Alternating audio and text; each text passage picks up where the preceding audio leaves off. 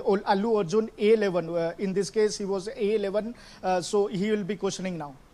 All right, Rajkiran, thank you so much for joining us on the telecast and sharing those details. Moving on, some news coming in from the national capital. Delhi police have uncovered a major racket facilitating the illegal immigration of Bangladeshi nationals into India. The criminals used forged Aadhaar, voter ID cards and other documents which were created through a fake website.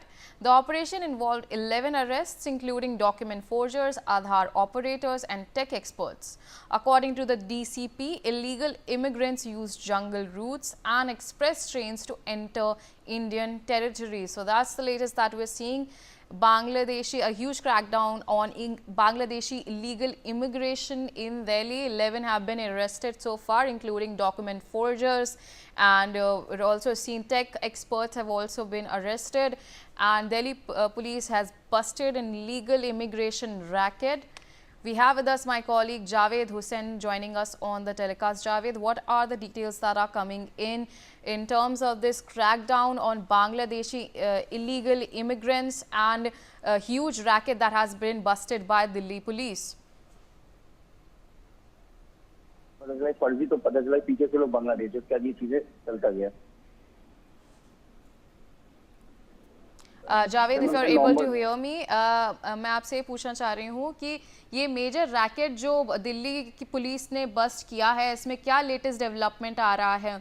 कौन-कौन हिरासत में है अभी Delhi police के?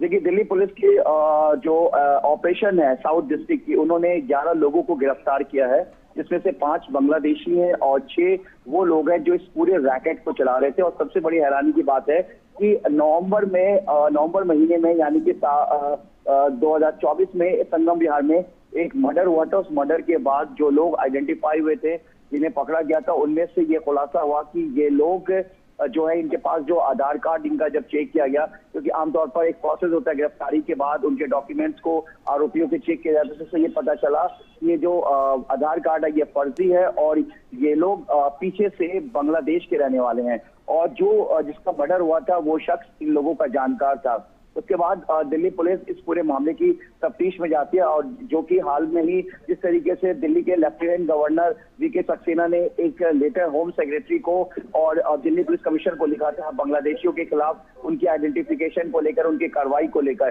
तो ऐसे में जो है वो दिल्ली पुलिस ने इस मर्डर केस के साथ साथ एक बड़े रैकेट का भंडाफोड़ किया, जिसमें 11 लोगों को गिरफ्तार किया गया है. और आपको जानकर हैरानी होगी कि इसका जो एक सेंटर था वो रोहिणी में था और फर्जी ऑनलाइन के जरिए इस पूरे रैकेट को चलाया जा रहा था. और डंकी रूट से यानी कि जंगल का जो रास्ता था वहां पर चंद कुछ रुपए से लेकर बाइक के जरिए और पैदल इन लोगों को इंटरनेशनल बॉर्डर से इंडिया में लाया जाता था और वहां से बाइक से लाकर इन्हें अलग अलग रूट पर छोड़ दिया जाता था.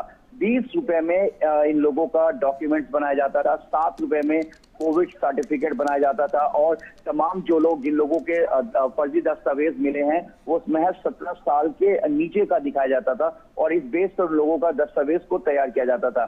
इसमें एक महिला भी बताई जा रही है कि उनको गिरफ्तार किया गया है और ये जो मर्डर हुआ ये आपसी रंजिश की वजह थी, जिसके बाद से ये पूरा खुलासा हुआ है.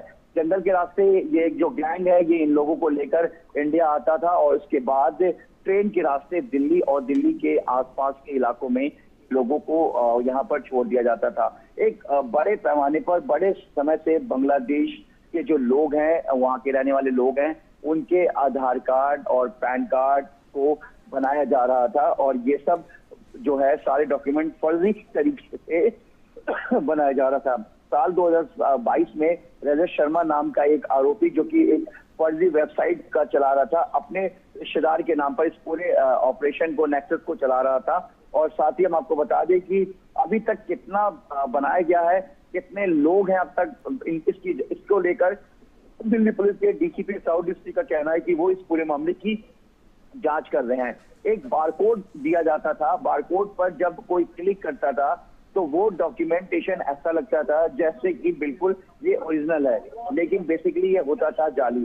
तो इस तरीके से दिल्ली पुलिस ने इस पूरे रैकेट को पकड़ा है। और इसके अलावा दिल्ली पुलिस का ये कहना है कि अभी इन्वेस्टिगेशन चल रही है और ऐसे में कई और आइडेंटिफिकेशन होना बाकी है, यानी कि इसमें और कई All right, लोगों Javed, की we have more developments coming in amid a political slugfest.